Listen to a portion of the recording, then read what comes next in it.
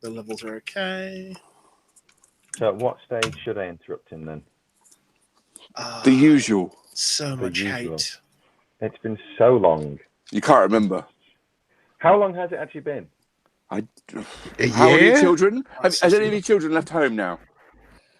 I left home, so... Right, yeah, I remember that. It's got to be 2 years. I mean, the last time I played War Machine, I think, was the UK Masters in 2017. Yeah, but you ran a tournament. Was that a year or so? Year or two? No, that was before that. It was that same year. Oh. The July 2017, that was the last time. I think 2017 was the last time I was really involved with much of anything. So the word new is going to have a whole new meaning for you. Yeah. New things. I'm like totally mind blown. I don't know what's going on with Oblivion. I don't know what's... I've seen a little bit about Riot Quest. Then you'll be the perfect stooge to have these things introduced to. Education. Just educational enough. That's another podcast. So, we ready? Nope. Okay, cool. Hello, and welcome to Elite Cadre, the War Machine. No interruption needed. Wow. Well done, Alex. Hello, and welcome to Elite Cadre, the War Machine and Hordes podcast that's getting its telegram from the Queen. I'm Mike. I'm Kurt. I'm Benj. And I'm Alex. Whoa. And introducing a special guest for this episode, Mr. Will Hungerford. Hey, how's it going? See, he's there. It's fantastic. It's going fantastic because you're here. Nick's first. Not going to say hello. Nick's not here, sadly, for this portion of the recording. We're hoping to catch him at a later time. Bye, Nick. Just because that running gag's been going on forever. So it's the first time we've had an opportunity to have a Priority Press staff member on the show. I think the best thing to sort of start off with is, Will, tell us kind of, what your role is with War Machine and kind of how you got there. Okay. So I'm the lead developer at the moment on the development team, which means a lot of things. My fingers are in a lot of different pies. So when a new game comes along, sometimes I'll be the lead design and developer of it, like I am for the rules for Riot Quest. When it comes to organizing a lot of things happening with other games, I'm just pretty much involved in those processes. So a lot of stuff we do is done sort of as a team. War Machine and Hordes is Jason Souls is the final arbiter, but we all sort of discuss and develop things together. And one of my roles there is to sort of collate a lot of community feedback and then play test very specific things, and then have our play testers test very specific things, and then take that data and come up with solutions. Like a big part of my position is sort of pitching different ideas and then coming up with different fixes to different problems. And this is also done on Monpoc and our various other games. So it's a job with a lot of different hats is the best way to put it. It's involved in the game development from top to bottom. I can only imagine, with the amount of data you must get from all sort of the various players around the world, that's got to be kind of a really huge task, sorting out what's kind of the important bits and what's kind of the more aberrant results that you're thinking, does that really apply? Maybe. It can be, but luckily my road to this position, I think, trained me for it. So I started at Privateer Press 8 years ago as their retail support liaison, just talking to stores, informing them about the product and helping them get the stock. They had me do that for about a year, and then they were telling me, and I'd been a press ganger before I joined the company, and the quartermaster position was opening, and they basically told me, they're like, you need to take the job. You would be great at it. And I was like, sure, I love the community, and I was a press ganger, I'd be happy to. So I ran the press gang for 5 years. And doing that before I moved into development afterwards sort of was my training ground to be able to do a lot of these things. Like being able to manage 1,000 press gangers globally and handle their problems and their victories and work with them taught me how to sort through information and what was urgent and what was not. Okay, that makes an awful lot of sense in that regard. Then, okay. So you kind of you've said that you're working on new stuff, and I guess that's kind of the big thing to kind of bring you on for a discussion for today, is both kind of well, certainly from our point of view, we've got two really big things coming up in both Riot Quest and Oblivion. And so, Oblivion's like, by the time this probably goes live, it'll be Gen Con and Oblivion will be in people's hands. And this has been the biggest thing we've done for War Machine since the launch of Mark III.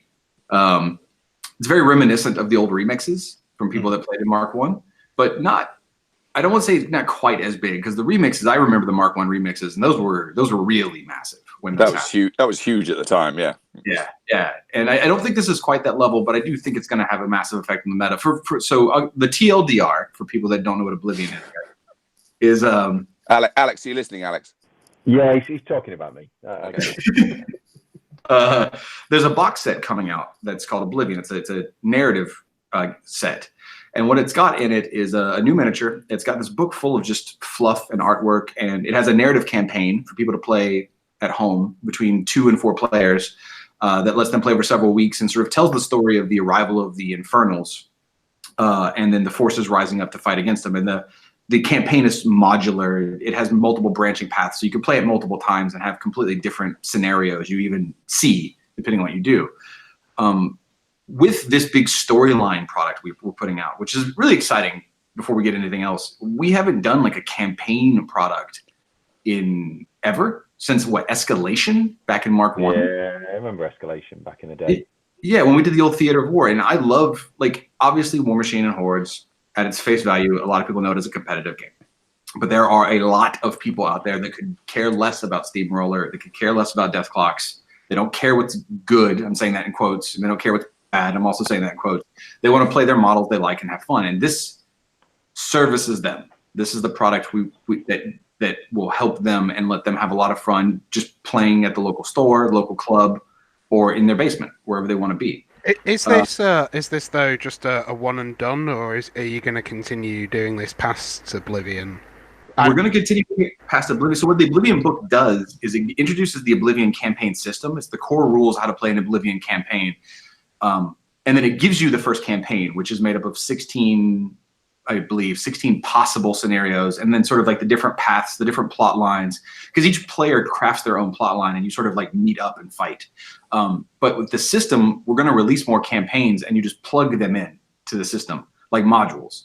And then there's a deck of cards that are like effect cards that you need in the Oblivion box set to play these campaigns later on. But we intend to keep doing this because this is only like the intro to Oblivion. This is like the Infernals first arriving. But we want to put out more campaigns that continue to tell the story through their arrival and all the things that happen.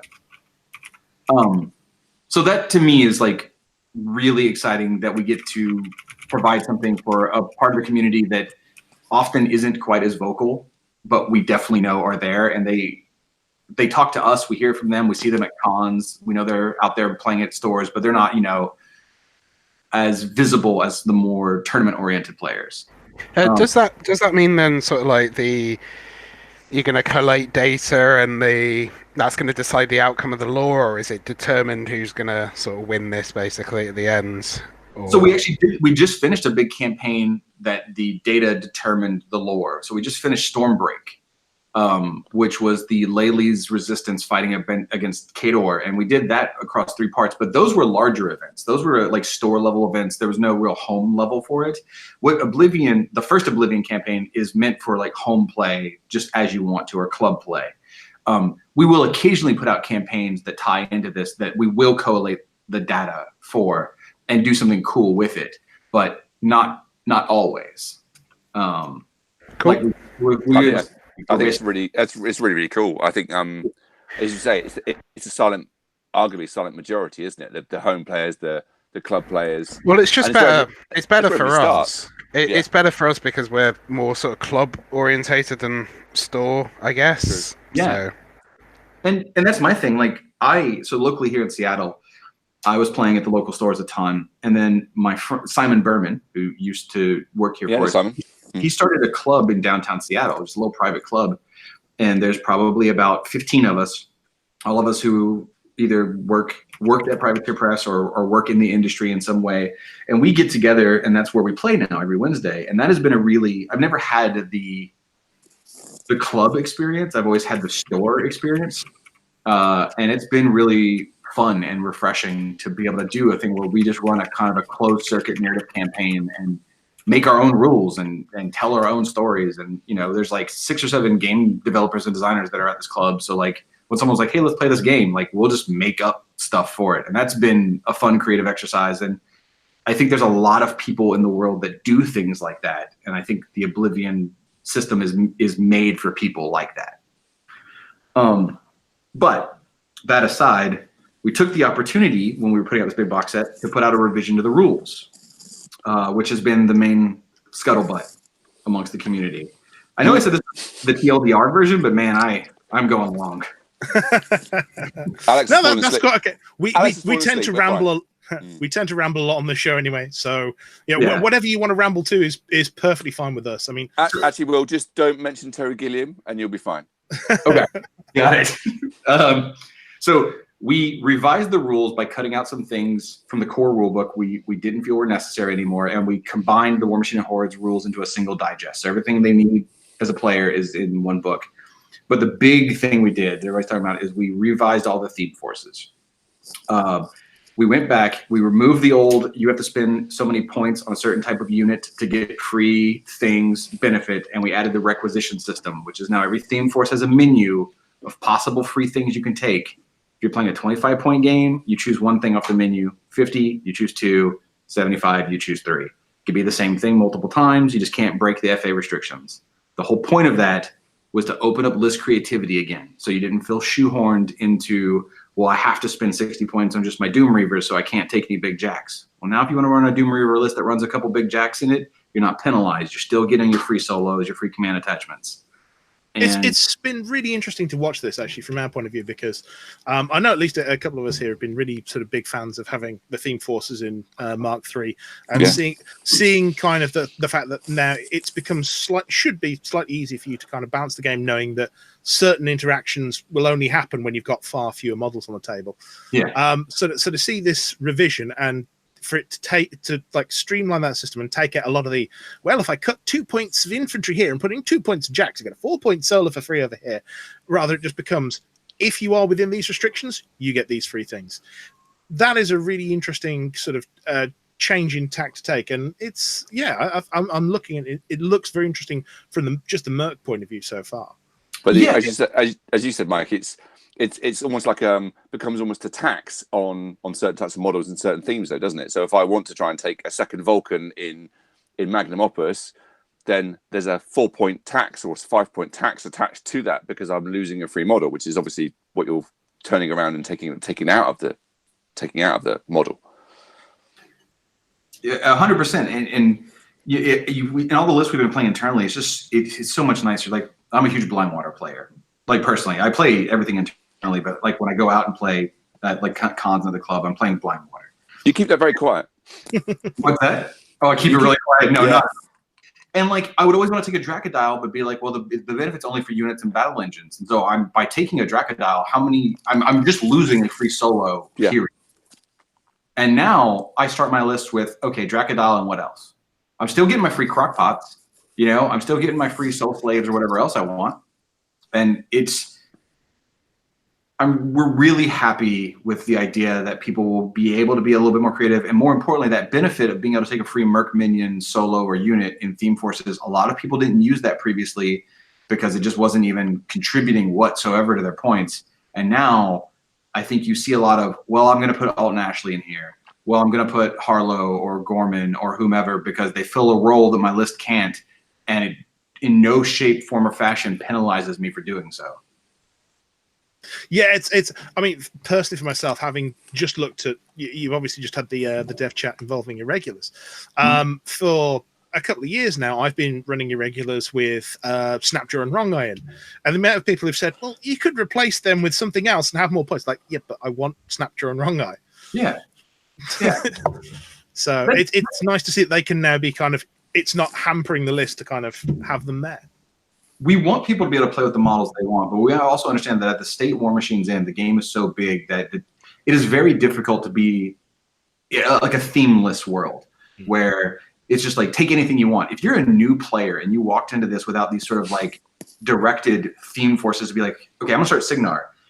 okay, I can play trenchers, I can play storm knights, I can play gun mages. I have sort of an idea of the things I need to build around. But if it was just Signar in this day and age in 2019 War Machine, you'd be like, I don't even know what to do. But being able to open that up where you can take the model you want within that bracket, I think is a great thing. I admit it's hard enough coming back into the game. I took about 18 months out or so, and coming back in is hard enough. But as you say, the themes definitely help you focus on certain themes, certain groups of armies within armies, aren't they? There are armies within the nation of Signar gives you, as you said, examples. You can have the gun mages or the storm division. You can have these kind of focused areas to focus on, to concentrate on, to buy models for, rather than bit of this, bit of that, bit of everything, and then actually it doesn't quite come together as you might want. Gives you guidelines, doesn't it, as well? Yeah. And I mean, you still can be a lunatic and take no thing if you want. There's nothing in the game that says you can't do that. That's just not the way anyone plays. It's just you put yourself at a 18-point disadvantage for doing so. Yeah, we've actually got a comment from former host Nick Topham, who's strangely enough turned up on the YouTube chat, saying, "Is there any worry that there will be one top-tier choice in the I've got the name, the requisition points that people will take 2 to 3 times in 75-point games, and the others will get overlooked until they're adjusted?" That is something we definitely considered, and there will be choices that it depends on your way you look at it and what your list is trying to do. So when we first looked at it, a couple of us brought up the question of why wouldn't you always just take the most expensive things? And it may be because the list you're building, now that you can build anything you want within that theme force, those free models may not be the best choice. Is Finn the best choice in Gravediggers always? Often, yes. But depending on what you're doing in Gravediggers, maybe not. You know, maybe you go for some kind of crazy list that's a couple structures, a bunch of weapon crews, and more jack heavy, because you just want to try stuff out. You know, is Finn what you want to reach for, or do you want to spend those requisition points on, say, free weapon crews so that you can buy a couple different jacks? I think if things become solved and the meta starts to settle, I think there will be a top 10% most taken free requisition options. That is inevitable. It's going to happen. But I don't think it pushes out the other ones to where they won't be taken.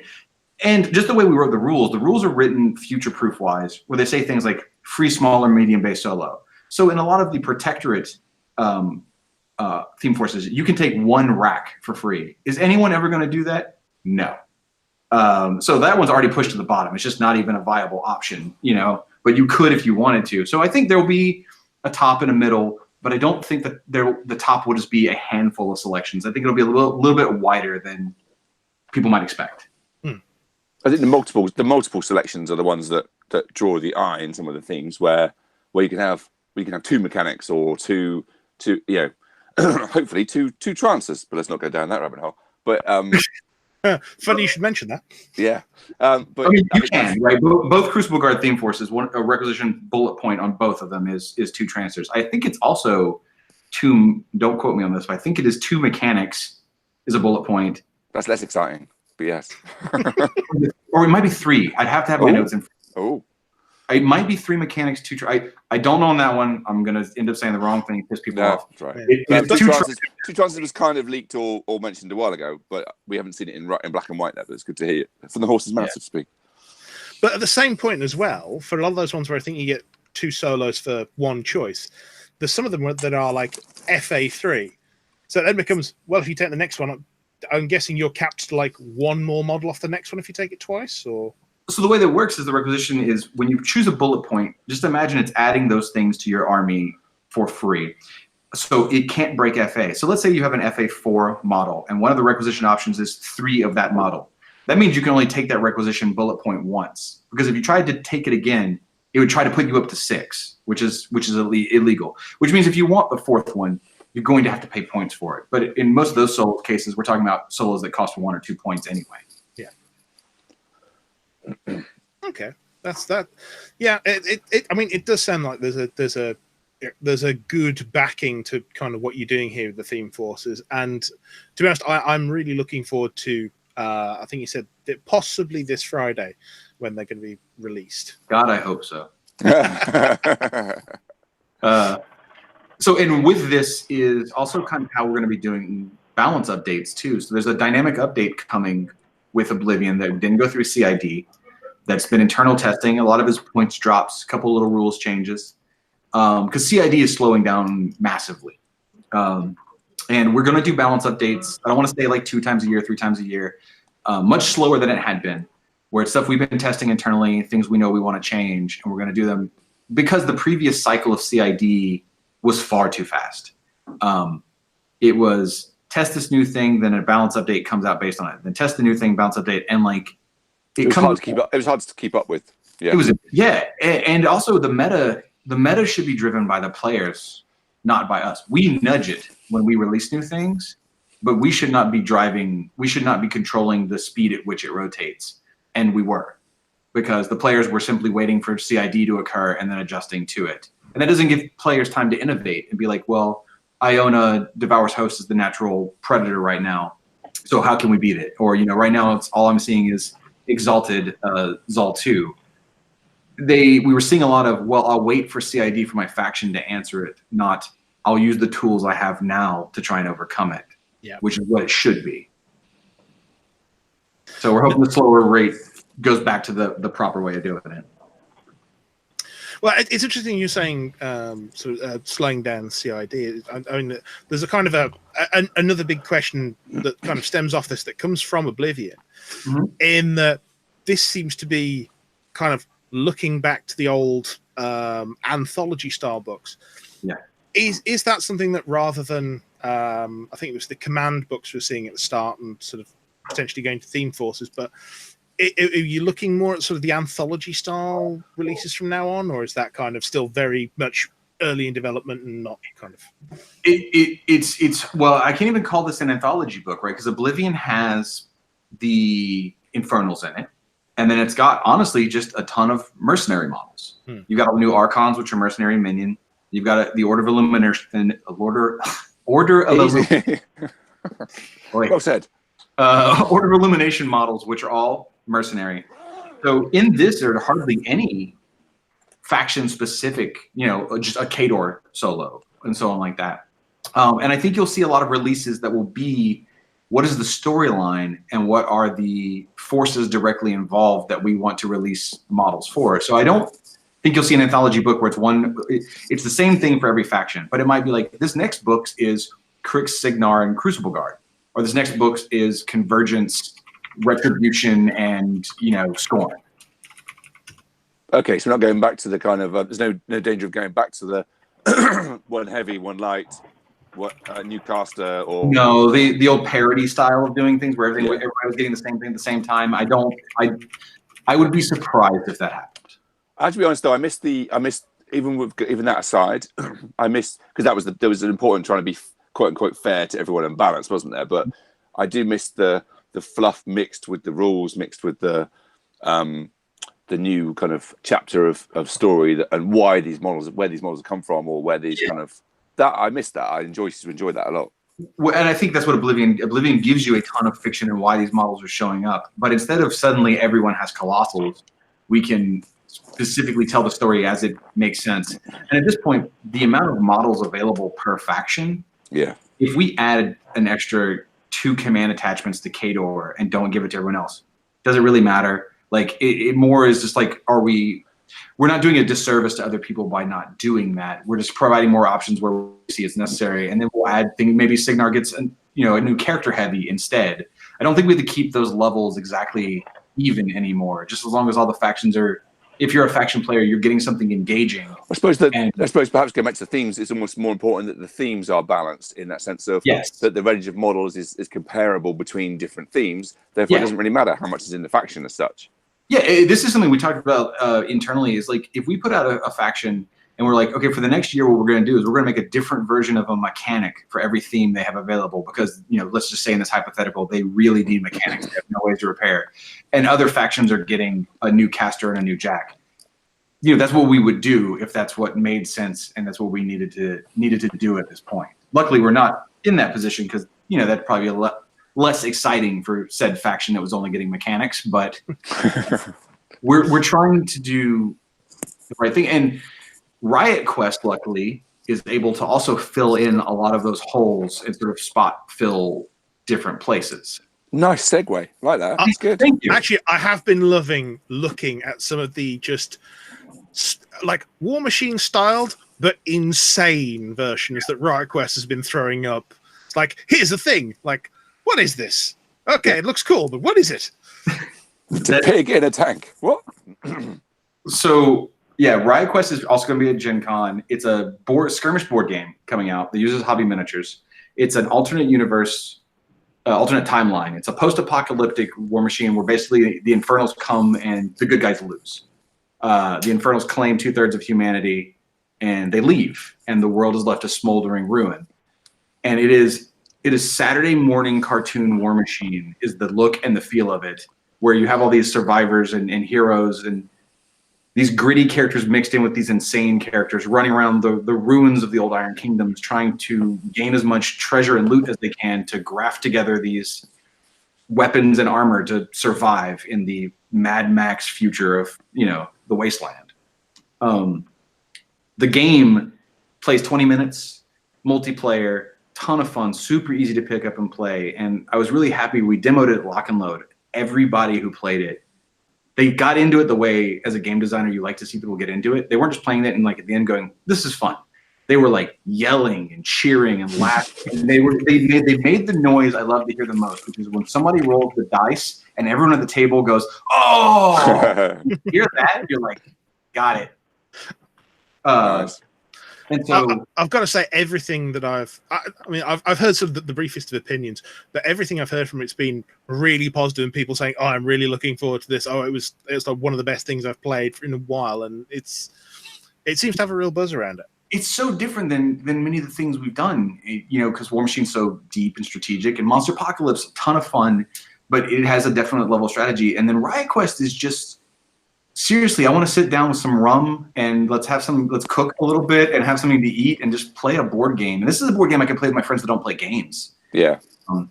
Or children. I think that's another thing that appeals. It's a kid-friendly way into War Machine. It's a kind of because War Machine, I've tried War Machine with my eldest, and she likes the idea and she likes the setting and she likes games, but it's just a bit too much going on in War Machine for 12. I think it's a bit too. Absolutely. I agree with you 100%. And in one of my main so we had multiple playtesters, and I was playtesting with our more competitive people. And then Tony, our video producer, is this like super hardcore family man, plays the kind of games he wants to play with his family. He ended up being my lead playtester on the game, just playing it and giving me all this great feedback. And then Matt Wilson's son, Griffin, was one of the first playtesters on the game, and he's 8. Wow. Nice. And getting that feedback, and then Travis Marg, known as Dark Legacy, is one of the Infernals. I had him do a little bit of early testing as well, and he tested it at home with his son. And so getting the feedback of somebody who knows the deep levels of War Machine, like Travis does, right? He's like one of the rules guys for the game. Yeah. Giving me feedback mixed in with his son's feedback was really useful, and that's what I was looking for out of the game. I think the fact that the evidence that you guys are going to keep supporting it as well, the numbers of models you've talked about that are coming, the variety that's coming, and the fact it's not coming all at once. You've got something like an 18 months release program for what you've got planned now, let alone going beyond that. Absolutely, yeah. There'll be 30 heroes for the game between now and next Lock and Load, and I've already developed stuff out through 2021 at this point. And that's good, because that helps you engage with the game. The fact you think knowing that it's going to get supported, that there's more coming, that chances are means there'll be more maps coming in the future. There'll be more variety, more twists, probably an expansion in sometime next year. Or kind of, I don't mean, just a board game style expansion where there's a kind of bolt on the side, or that kind of. It kind of gives you that hope that as you start playing it, that there'll be more to play later. It won't just be, here you go, that's your lot, which is fun, but. I'm really happy they handed me this game, because I play a lot of board games and I play a lot of games like this. And so when it came to developing the product plan, I kind of knew what I as a player would want to see in terms of expansions, both individual heroes and then big box expansions that added on to my maps and added on new cards. And so I was happy that we made a game that we had the opportunity to kind of do that style of expansion, which we've never done really before in the past. And it's good because, we as a company want to reach out to the larger community. We have our community, but there's so many other people that are tangential, children like we've been talking about, loved ones, friends that maybe they don't want something as deep as War Machine. Board games is a massive audience as well, isn't it? It's way bigger than tabletop wargaming, and also it's exploded recently as well, hasn't it? There's so many people playing board games now. It's not niche anymore, is it? Board games, they're very mainstream now. Yeah, and being able to get our players playing this game with the other people that enjoy those styles of games that might have been intimidated or not interested in War Machine is, in my opinion, a great thing. I think one of the big things about Riot Quest for me is I think it was something you were saying at the Lock and Load keynote, where you were kind of saying, okay, so you were asked to pitch certain things, and you kind of went basically as wacky as you could, and just kind of, okay. It's like, I want a thing on a motorcycle. Okay. Yeah, so that meeting happened in the room where I'm recording this, and the story is when they handed it to me, Matt already had the first 10 characters, like Eris, Gubbin, Dez, the ones you've seen. And we knew we were going much further. And he was like, okay, if you've got any ideas, hit me up. And I was like, oh, give me a little bit, I can come back to you. We met the next day. And I was like, so he told me Saturday morning cartoon, post-apocalyptic Iron Kingdom, everything has gone to hell. And I just went wild with the stuff I suggested. And he greenlit everything I said. That's awesome. And I mean, the first one I told him was, I was like, okay, I want to make a large base model that is 4 Nayslayers on one base, and one's dressed up like death, war, pestilence, and famine, and that the Grimkin are having the time of their life. Like, this and they're just loving it. And we'll call them the 4 Horsey-Mans. And Matt, this huge smile goes in his face, and he's like, what's the name of their weapon? I'm like, we'll call it Apoca Whips. And he was like, sold. And then it just kept going. And yeah, it was a really fun, creative, we just bounced ideas back off each other, and we were laughing and having a good time. And the other thing I was thinking about is, so all these models are also, they've got their own rules in Riot Quest, because Riot Quest rules are very different than War Machine. They're very simple. But very early on, we knew we wanted to co-develop rules for War Machine and Hordes for every model we put out. And they put me in charge of doing both, the Riot Quest and the War Machine Hordes models. And part of it was creating things that we were talking about, filling holes for theme forces and not having the same parity across factions, that we would be able to do that with. So, for example, Dr. Stygius is a new Cephalix. And, in Riot Quest, he's one of the few models that counts as a healer. He's like a support class. He can walk up and remove damage and do very Cephalix things you would think a Cephalix might do, but in a very broad, open sense. Whereas in War Machine, he's a Warcaster attachment, and he's got Spell Slave, and he's got an ability that adds focus to monstrosities and things that goes in and adds a piece to the Cephalix theme force that they don't have. And thanks to Riot Quest, we can sort of spot fill these little pieces with all these new characters coming out. It's been interesting watching some of these characters coming along, because you've got Stygius there, the Cephalix, and you've got was it Butcher coming for Cadre? Yes. As a new solo, is it this time? Or yes, it is. Yeah. Butcher without his Warcaster armor, and he's gone completely batshit, and he is got a fell axe chained to his hands, and he's just a pure combat solo that you can take in the Wolves of Winter theme force, because they only had so many real combat solos you could take in that one. You obviously had Fenris, but Fenris also had his place in providing buffs for the nearby Doom Reavers. We wanted something that was a little tougher and tankier that could be in the front line with the rest of your units of Doom Reavers and be a real threat. Wade into a unit of medium-based infantry, and you have to really allocate some resources to remove them, because let's be honest, Doom Reavers are a little squishy. Yeah. Oh, I know that. I used to play 30 of them at the time, so I used to miss a lot. Maybe not. Shut up, you. Quiet. Yeah, and so we're just gonna get weird. We're gonna get weird with Riot Quest, and we're gonna put out some cool stuff, and hopefully everybody has fun playing with it in both games.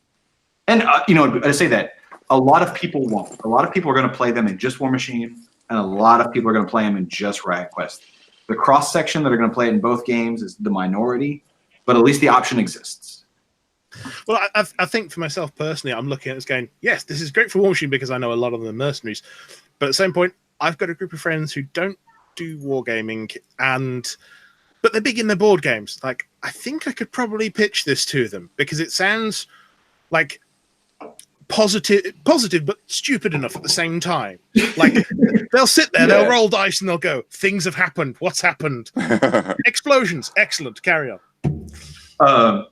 Yeah, and in terms of like those kind of players, we put out the tutorial video today. And so like if I remember correctly, the War Machine and Hordes tutorial video was like 30, 45 minutes. The Monpok one was around the same time.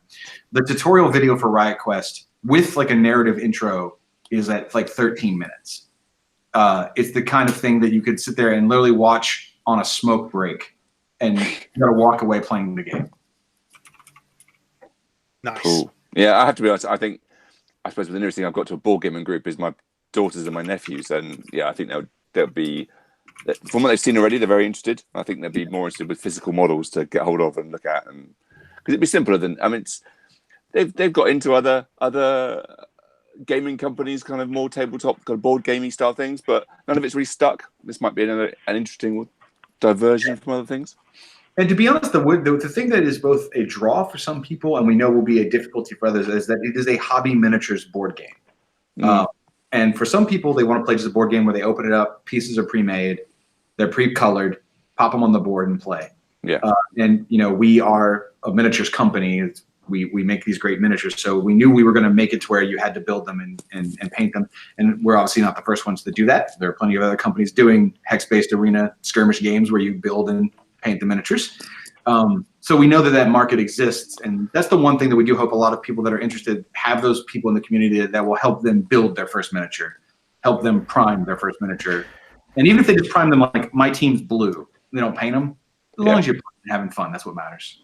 Do you think that was because obviously this is the sort of third board game in the Iron Kingdoms, if you're counting is it the Undercity stuff? Do you think lessons learned from that was wanting to continue to make miniatures that were, you know, easier to paint and collect rather than just the board game sort of pieces that came in those?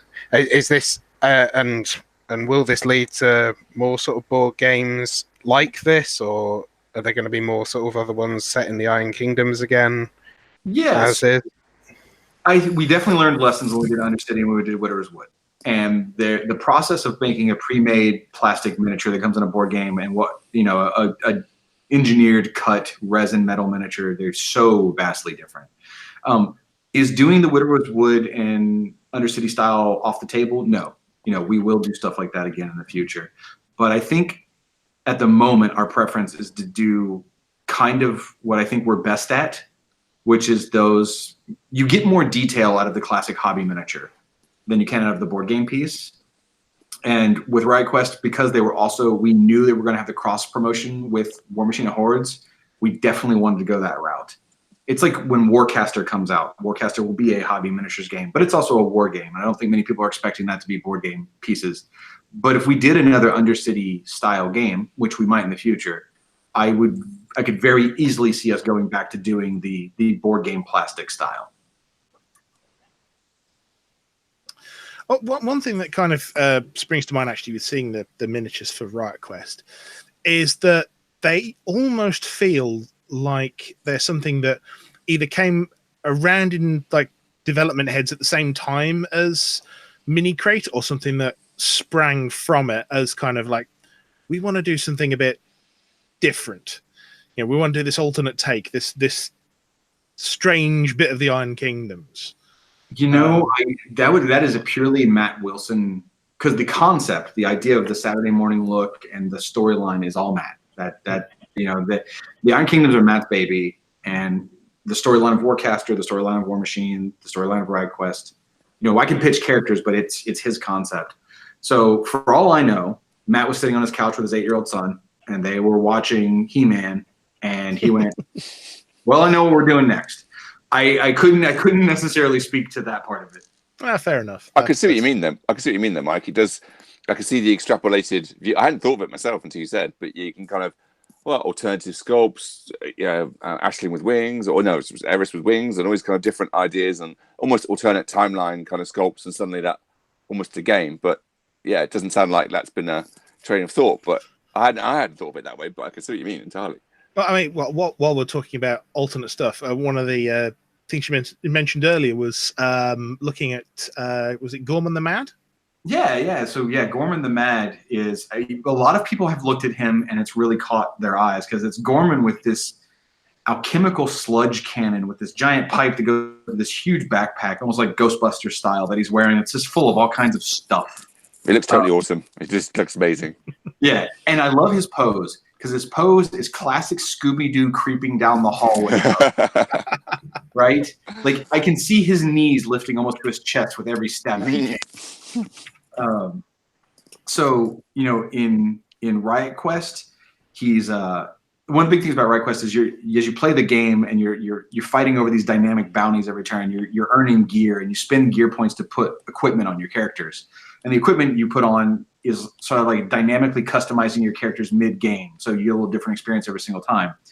Gorman in that game is one of the only characters that can just break gear off of people. If he hits you with a sludge cannon, any gear equipped to the character is just discarded. Oh, wow. And in Riot Quest, every character has a really well-defined role. You've got, you know, your beaters, your support, your healers, your tricksters, your range, and then you got people like Gorman, where he's sort of like a debuff specialist, and that's why you take him on your crew. So going with that, when I designed his War Machine and Hordes rules, it was like, well, what do we want to do with Gorman that still feels Gorman? Because the original Gorman got blind bombs. Man, it is really hard to beat blind bombs. And I know he had this, I'd seen the concept, he has this big sludge cannon, and I'm like, well, that's got to be a spray attack, right? There's no way that's not a spray. Yeah. So obviously he can't have blind spray, because that's... Oh.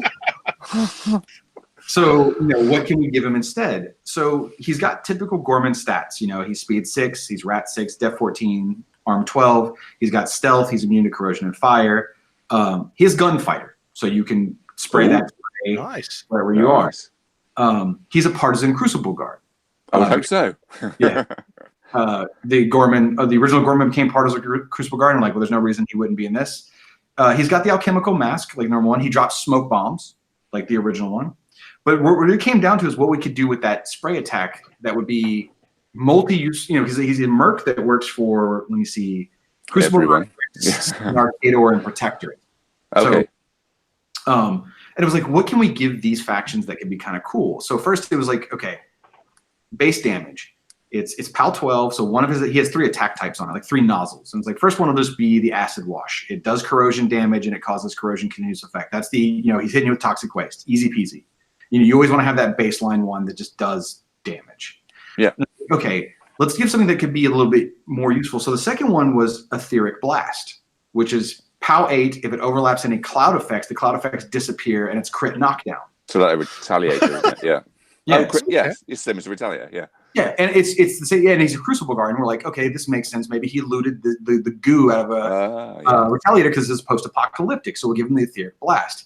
And being able to remove cloud walls is very strong.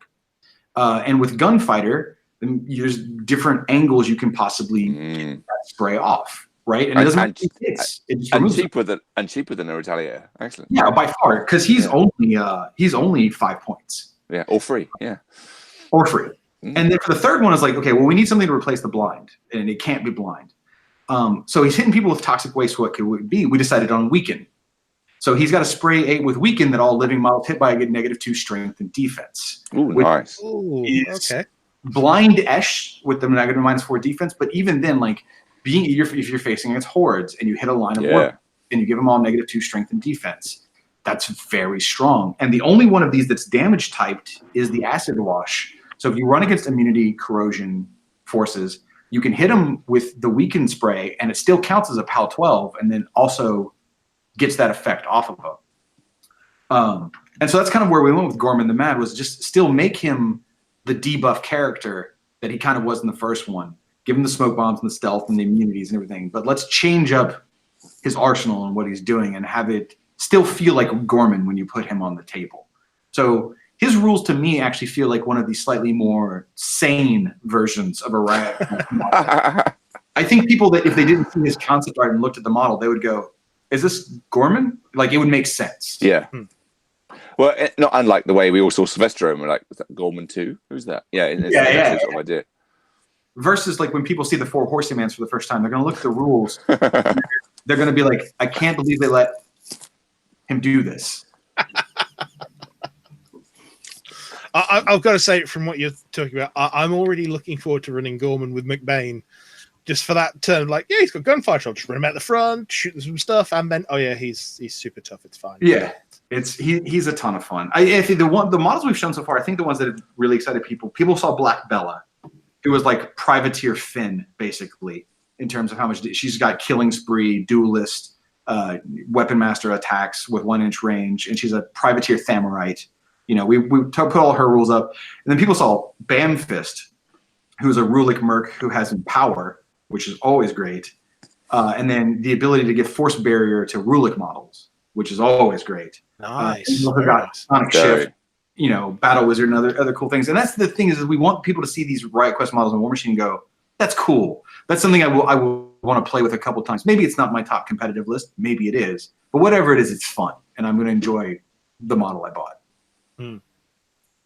Yeah, I'm liking the way they add, as you said at the start, your examples are definitely showing adding things that weren't there before, or or very much fitting into theme, but kind of going, oh, well, you haven't got this in the army at the moment, and it complements the other abilities, the other. I'll have to tell you a story real fast. I have to reiterate that argument sometimes even to the own dev team, because we review. You know, I draft the things and I show the rules to them, and then we review it, and they give me feedback, and we change a couple of things. I did Captain Crawtooth. Captain Crawtooth is the Gatorman with the sailor outfit and the giant hook. Okay. Yeah. And we're going over his War Machine Hordes rules, and he's a Gatorman Privateer solo. And the first rule I said was he's got no sleeping on the job Gatorman. And they looked at me, and they're like, your bias is showing. And I'm like, no, listen.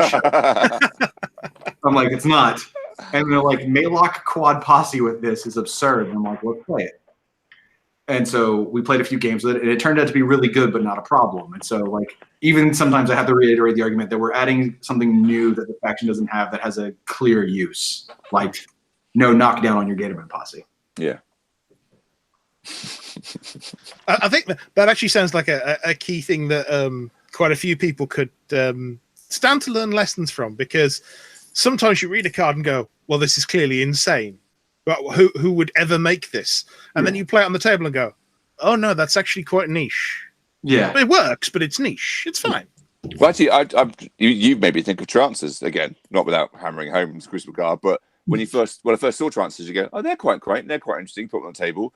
Don't really do anything. The first 4 times you play them, they don't quite do anything. And then suddenly you charge a jack with one and realize that you've slammed it across the table and it's knocked down and you can beat the living daylights out of it now. And somehow that didn't quite come through from reading it. Yes. The power of this 3-point solo against these big, heavy robot things. And you're going to go, oh, I can just hide it in the forest the whole time. It could quite happily charge out of the forest at the jack, knock it towards you, at least knock it sideways. And you go, oh, that's dead then, isn't it? It's interesting how these things come out when you actually come to play them. Yeah. That is a hard thing. And I had to learn that being here. Is like I remember when I first started, the first model I ever play tested for the company was, I want to say, an early version of the Siege Animantrax.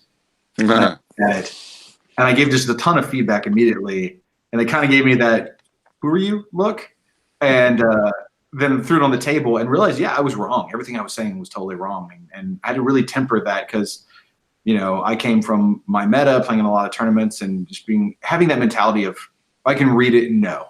You know, I can just read it and know. And sometimes you can. Sometimes that is the correct. You can read something and you can get a good feel and you can get a good. You're 90% there, but until you actually play it and see those synergies, there might be something you're missing. Yeah, Theory Machine only gets you halfway there. I totally agree. I think the biggest one that I've seen, it's been repeatedly, because I play Crow's Cutthroats quite a lot, and I know you've buffed them, and it makes me very happy. But I put Crow's Cutthroats on the table as a min unit, just like 6 bodies, and people go, "Oh, I know they're not good. I've heard off various Facebook groups that they're not good," and just ignore them. And then the first time they move, it's like, okay, they're going to move 6, and they're going to shoot you, and then they're going to move 5, and you can just see the look on their faces. They go, "They've got reposition 5, yes, and stealth, yes, and they're ADing." Yes. And they've got Pathfinder as well. Yes. And backstab. Yes. Oh, and then all of a sudden 2 turns later they're standing like just around the flag that they plan their caster to be on the entire game. Mm-hmm. They can't put him there because their back will be to him. Like, oh, well, I guess I'll score CPs and you won't. Then it's just so many times where people look at units and just dismiss them, and you can do something fantastic with them. And I've always loved crows, and I felt, we felt they just needed a little bit more, just a little something to really. I mean, because this is a character unit. You're not going to be taking multiples of this, and they're supposed to be badass assassins. And Prey just felt like it fixed so many of their problems. I will be very happy to play with that. That's all I can say. Yeah. Okay, that's cool. We do actually have one question from again former host Nick Topham. Yeah. Why the name Riot Quest? That's a Matt question, but if I had to guess, the idea is that the Iron Kingdoms are smoldering. There's nothing left, and the survivors are just running around like mad trying to snatch up everything they can to survive. So basically, it's a giant riot. And you're going to the ancient fortresses and dungeons and kingdoms that used to be places of grandeur that are now ruined. So you're going on a quest of survival. So if I had to guess, it is a riot quest. Okay. That kind of makes sense. That kind of makes sense. So, I've been sent a couple of questions. Some of them I will disregard because they've been asked before. I think you've been asked, but certainly one of them before, Will. But it's there's a Helga 2 question, as in Helga 2 has been spoiled and mode of transport has been spoiled as well. And the question, I'll paraphrase, is does this allude to potentially some kind of pig motorcycle cavalry in the future, or other kind of? It does not. No, Helga on Wheels she's designed to take meat threshers and roadhogs and to have a Mad Max looking Pharaoh army. She herself is just a badass. She's like one of the fastest moving, hardest hitting hordes of warlocks that's going to come out. But there's not going to be other models coming out that complete. You're not going to see Valkyries on motorcycles. There's no plan for that at the moment. Now, at any moment, this podcast can come out, and all of a sudden Matt calls me up and he's like, "We're doing Valkyries on motorcycles," and I'll be like, "Hell yes, we are. Let's do it." But no plan. Cool. I'm very much looking forward to seeing some of the insane things that I know you've got planned for it. So we'll leave it at that one. Cool. Okay. Well, I think you said you want to be with us for about an hour because I know you're very deep into Gen Con prep at this point. Yeah, we're basically doing the proofing of War Room to have everything launch here in a couple days. So we're having to go and build lists and test exceptions for every theme force, every caster, everything. So what you're saying is, if War Room's late, it's our fault. No, absolutely not. Well, it's Alex's fault. Let's be specific, I think. Yeah, I blame Alex too. Yeah. I blame me, to be fair. Well, it's been very lovely speaking to you. Is there anything kind of that you'd like to kind of just say at this point, or promote, or? Yeah, happy 100th! Congratulations! Thank you very much. I realized that when we got into it, we didn't actually start with that as a kind of a thing. We'll let it in somewhere. Yeah, Michael do that. No, 100 episodes is incredibly impressive. Well done. I hope you go for another 100 more. I think stuff like this is great. I mean, anytime I get into a new game or I get into a new hobby, the first thing I look for is podcasts and videos and what is the community like? Let me know what I'm getting into. There's been things I have gotten away from because I went and listened to a couple podcasts and they were all really negative and vulgar. And so stuff like this show that's very positive and happy and invested is great. So happy 100th. I hope you keep it going. Thank you very much. Cheers. Thanks very much. It's been a pleasure so far. Thank you, Will. I will let you get to it. I'm gonna get off the call and I'm gonna head back to War Room. Okay. No, it's been lovely having you. So I very much appreciate it. You heard it here first. He said I'm positive. He did. He's only just met you though, Ben. Oh yeah. No, I've met Will before. It's funny when you talk on this because all that comes up is your little avatar right now, and it's just blowing me away every time I look at it. All right, guys, I'm going to get out of here. I hope the rest of your show is good, okay? Okay. Thank you very much. All right, thanks. Bye. Bye. Okay. Well, I think that's gone. Yes, that's gone quite well. Yeah. We'll kind of go for a break at that point, and I'll splice in some funky music or whatever. I have Funky- licensed music to cover this. Funky music. You don't have any funky music. Funky Okay, it's not music. funky, it's ominous. There we You Yeah, go. heard there it we here go. first. Funky music. On It's the Clan creeping dread. I swear to usually, God, I'm going to license a knockoff version of the girl from Ipanema now. Oh, please do. That'd be amazing. But it will I've just be got like it right one here. Yeah, or two notes wrong. Okay, that's fine. As long as I can hum it still. That's That's There the you go. 100th, isn't it? Oh, can we get it for the intro for the 100th episode? Can you listen to it That's not a bad idea. That's quite in funny. time? See, if I thought I could get away with it, what I would do is get the from Full Metal Panic. There is a knockoff version of the A-Team theme tune that's just like 3 or 4 notes wrong. Oh And God. everyone I've played it to is like, "Oh, it's the A-Team." What? But can't we use 30 seconds of it for like creative license or whatever it is? Or... No, there's some very specific exceptions, and we do not fall under any of them. How much would it cost to just like rent it for like that episode? Too much. Okay, You sure? so for a start, I would have to track down the Full Metal Panic production committee. No, I meant the other one as well. Oh, Girl from Ipanema. What that's been in numerous films and no, that's a fortune. That'd be tens of thousands, if not more. Do you reckon it might have been like running out of its copyright or whatever it is, and we can try- Like a long 50 time years is the short. starting point of expiring. yeah. And things get renewed by estates and people. So I think Kevin Smith was talking about, what song did they use? Was talking about the opening of the new Spider-Man film, and he found out what they paid. No, he was talking about he was talking about Jane Silent Bob reboot, but he was talking about how much Marvel must have paid to have Whitney's song on the start of Spider-Man, and he said they spent £250,000 on. I can't remember the track now. It was something that had been in other films. It was £250,000 to have to buy the license to use a song that had been in other movies and was very well known by everyone. It's big money. Yeah, it is. Right. Random bubble. Quick question.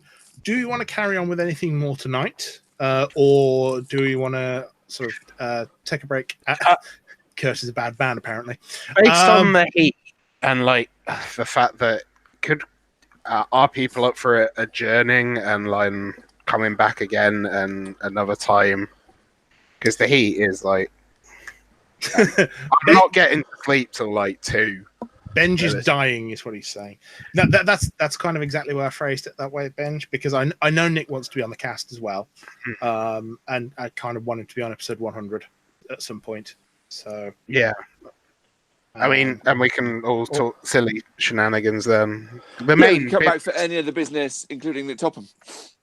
Yeah. Well, actually, I was going to come back for a mid-show thing. Yeah, maybe we could do a. Oh no, either. I Yeah. don't mind missing it. Nick, you might not mind missing it. I mind you missing it. So Missing what? I'm talking. He's talking I know, to I know, the but yeah. YouTubes. Say goodbye, Nick. You realise that's still being done, right? He's not been here for like 40 odd episodes. I also thought Kurt wanted to get other such celebrities to. If we can, I mean, I don't know. I have mentioned it to Conrad. He says yes, but when? Okay.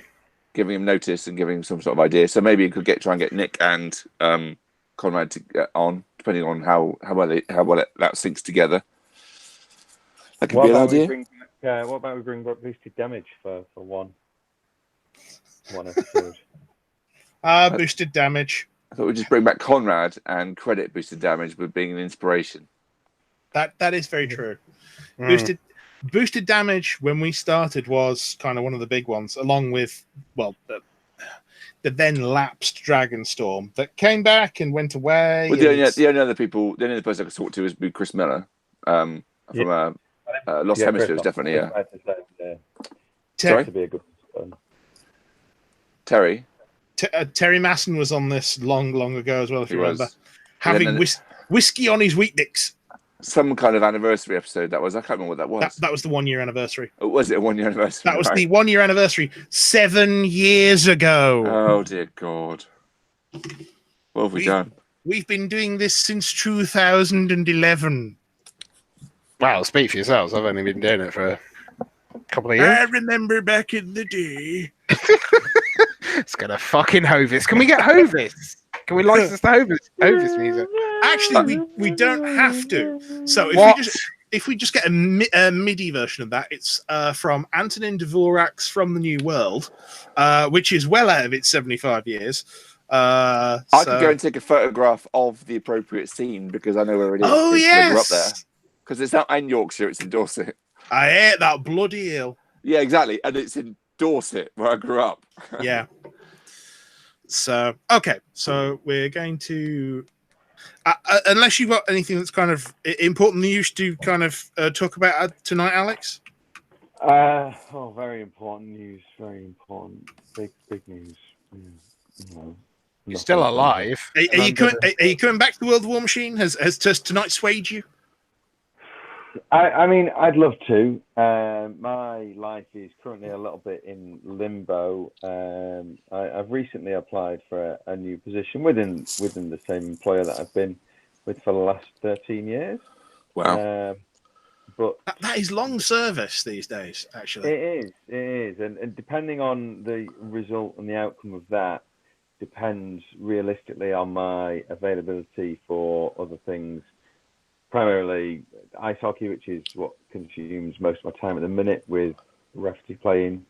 We're currently in the off season at the moment, so I actually have some evenings at the weekend, evenings during the week to myself. But yeah, so I need to kind of wait and see what happens there, and hopefully, I mean, I was kind of looking at the Welsh when that came around. I thought, oh, maybe I could go, and that never kind of came about. Then obviously the Nationals are happening.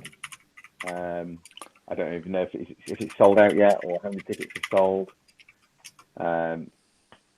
Has it even been on sale yet? Yeah, it's on sale now. It came out a couple of weeks ago, last week before maybe. It's a tiebreak. That's in kind of my backyard, so that would be feasible to do. So I don't know. It's been a period of change over the past, nearly 2 years, 18 months. I have Just had a bit. Something of a marital. I don't know what you call it. A status change or an upheaval. A status change, yes. That's we're seeing new people. Let's put it that way. Fair enough. It's nice knowing you kind of your life's kind of back on track and kind of where you want it to be. But it never really truly went off track. I don't think I ever let it get truly off track. You know, there were things that happened that maybe I wish hadn't have happened, but you know, that's life. It's all about curveballs and how you deal with them. And yeah, I think, you know, I think over the last 8 years, everyone here has kind of life has gone through changes for all of us. Yes, in several ways.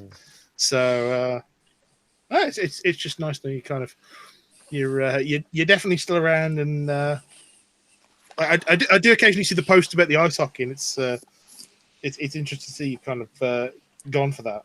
It's interesting to see your beard getting bigger each time. Yeah. You have a proper hobo beard now. Yeah, pretty much. You do live in your car, don't you? We know you do. Yeah. Is this some sort of rudderless hippie? Does he have a hunting knife strapped to his shoe? I don't think he'll take hippie. I think he'll take hobo, but not hippie. Yeah, I'll take hobo. I'm not having hippie. He'll take hobo and sleep in his car, but not spiritually enlightened. He's not going for that one. Fair enough. Okay. Well, we'll end it here then, because I need more water before I completely dehydrate. So thank you to all the people who've been listening in. It's nice we've been able to get Will Hungerford on for this.